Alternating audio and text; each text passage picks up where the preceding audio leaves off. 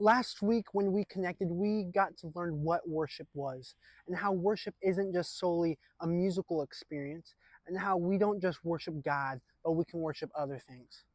But the question is, how do we worship when things suck? I'm not talking about, oh man, like my friend, he got into a fender bender. No, I'm talking about dark times. And not spilt milk or ice cream, but stuff about life.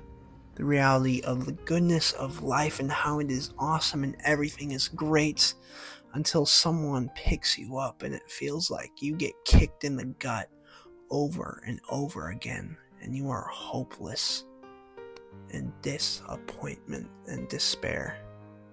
Where it feels like you've been hit by a train, where there is no pill that eases the pain, where there is no drink that is able to quench the voices, where it feels like you are unable to breathe, where the relationship is lost, where the damage is done, where there is tension in your heart that seems like you are unable to rest. Dark times. Moments of despair, hopelessness, those are big moments within the human experience. One of the most impactful and formative moment of my life was in fact moments of despair. And it didn't start like that.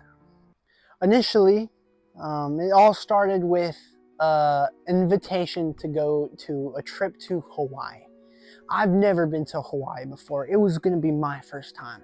This was in the midst of COVID, and I could tell you tons of dark stories about COVID, but this one was different. It was COVID and flights were 90% off. 90% off. And we're like, hey, why don't we go to a trip to Hawaii? 90% off. We had some friends that had a place there. It was going to be a phenomenal time. Upon getting there, not even 12 hours in within this trip, we go to the beach. And when we go to the beach, it was like any other beach I've been to. Start surfing, start on the waves, and my dad, he grabs a boogie board and he goes out into the water and he gets wiped out. And I go, man, I could show him up. And pridefully, I step out and I grab a board to show him what's up, to better him. And I go there as cocky as can be, and I go there to strut my stuff and show off a wave. And upon going into it, this wave was like any other wave I've been in. And I'm standing and I'm in with my board and I try to go through it. But rather this wave lifts me. And it lifts me off my feet and it slams me into the ground. All I remember is being lifted and then a tingling sensation all throughout my neck. All of a sudden I couldn't feel my arms. Suddenly my arms and my legs felt like nothing. They just felt like weight. They felt like puppets on strings and I couldn't move. I couldn't do anything but hold my breath. Little by little over time, there was a little bit more of this electric feeling throughout my body. And I felt the pain more and more. But all I knew is I needed to hold my breath. Finally, the strength in my legs came back and I was able to feel them ever so slightly, just enough to which I could stand up. And I could try to speak to my family and say, hey, something is wrong. When I come up out of the water, my body is hunched in a position that I'm unable to get out of. And I try screaming to them with all my might, yet all I'm able to muster is, guys, help, help. And I mess around. I'm a boy who cried wolf. So I give my family a hard time, pranking them, giving them jump scares and all sorts of things. And so they didn't understand what was going on. They were just like, oh, Judah, what's going on? Do you not recognize that second wave coming? I get hit a second time.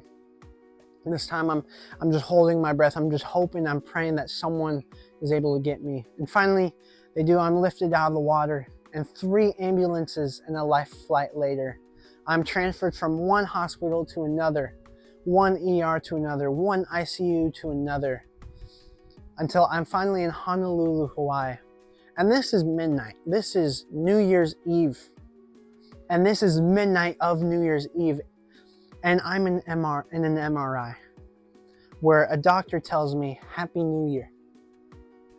You broke your neck in 3 places and you broke your back in 5. Dude, Happy New Year. Over the next few weeks, over the next few months, I'd have to get the muscles peeled off of my back. So then I'd have screws and rods inserted so that I'd be able to be decently mobile. During this whole time, I didn't cry. I didn't cry one single bit. I didn't shed a single tear. But after surgery, coming out of surgery, I remember trying to stand. I remember trying to stand up and being unable to. My dad had to come alongside me and help me on my way to the mirror. I hobble over there and I finally look in the mirror and I look at everything that was on me. I look at the brace. I look at my face. I look at me and I'm done. I am broken. I love life. There's nothing in me that doesn't love life. Yet in that moment, I knew the pain, I knew the suffering, I knew the hardships that was going to entail in the future. And I didn't want to deal with it. I was hopeless. In moments like that, that's where God meets us. In moments where we are desperate for Him, that's where He meets us. And that is the perfect opportunity for worship. I know that sounds crazy, but it is. See, when they were teaching me how to walk, teaching me how to use my fingers again, it wasn't a promise. It wasn't a promise that I'd be able to recover. What they did promise me was pills. They promised me pain medication. Stuff that would make me addicted. And I knew with this I could numb it out and I could sort of numb the pain out. Or I could choose to not choose this pain medication. And when that pain came up, use it as a reminder to connect and focus on God. That I'm able to orient my life around God. In those moments of despair, all the enemy wants you to do is think about failure, to make you feel isolated, to make you feel alone. Oh, and boy, did I feel those. But God met me in the midst of all of that. Gratitude and humility, those are the soil for the fruits of the Spirit to grow. And we could cultivate those habits of gratitude and humility through worship.